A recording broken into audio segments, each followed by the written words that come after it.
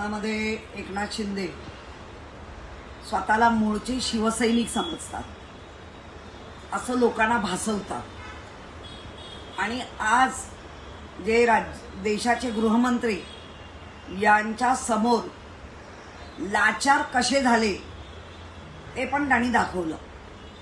मुळात जय हिंद म्हणणं हे आपल्या देशावरचं प्रेम, जय महाराष्ट्र म्हणणं हे आपल्या महाराष्ट्रावरचं प्रेम, पण जय गुजरात म्हणजे हिंदी बरोबर आता गुजराती शिकणं पण बंधनकारक होईल याची सुरुवात करून देतायत का? त्यानंतर तुम्ही बाळासाहेबांचे विचार घेऊन चाललो असं कायम लोकांना भासवताय, पण त्या विचारामध्ये जय गुजरात बाळासाहेबांचा कधीच नव्हता। एवं बाळासाहेबांचंच काय, इथे राज्य करणारे आता जे मुख्यमंत्री आहेत, जे आज महाराष्ट्राचे मुख्यमंत्री देवेंद्र फडणवीसजी, हे सुद्धा हे मान्य करणार नाही असा आम्हाला त्यांच्याबद्दलचा भरोसा वाटतो। जय गुजरात कधीच ते म्हणणार नाही, कारण ज्यांचा जन्म महाराष्ट्रात झाला, ज्यांची कारकीर्द महाराष्ट्रात झाली, ते जय गुजरात कसं बोलतील?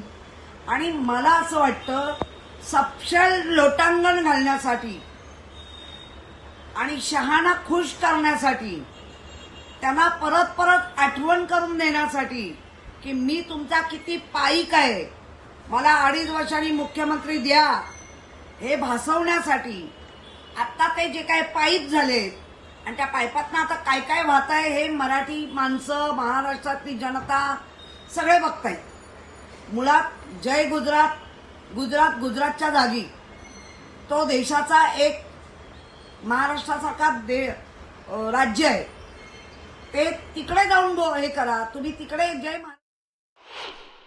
ते गुजराती समाजाचा जो एक कार्यक्रम होते त्याला अमित शाह साहेब जे उपस्थित होते त्याच्यामध्ये त्यांनी म्हटलंय, असं मी ऐकिवात आहे, मी पूर्ण अजून ऐकलेलं नाही, खरं तर ते ऐकून बोलणं योग्य ठरेल, परंतु अशा पद्धतीचा गैरसमज शिंदे साहेबांबद्दल करून काही फरक पडत नाही। एकनाथ शिंदे साहेबांचं नेतृत्व हे महाराष्ट्रानं मान्य केलेलं आहे।